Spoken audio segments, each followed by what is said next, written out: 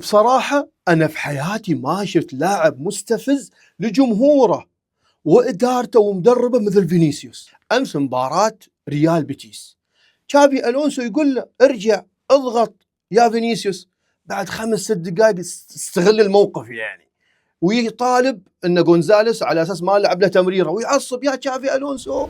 شوفوا المقطع، شوفوا المقطع، ينادي على تشابي ألونسو يقول له تشابي كلم غونزاليس يلعب لي باص، ولا باص لعب لي، واخر شيء الجمهور يصفر علي ومعصب وكل شيء غريب.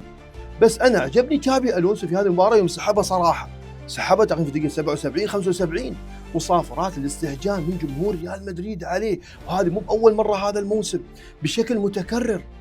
وانا مستغرب صراحه يعني من اداره ريال مدريد، متمسكين فيه للحين. انا اشوف وجهه نظري اللاعب تقريبا انتهى في ريال مدريد، على بيريز يشوف اقرب صفقه له ويتخلص منه.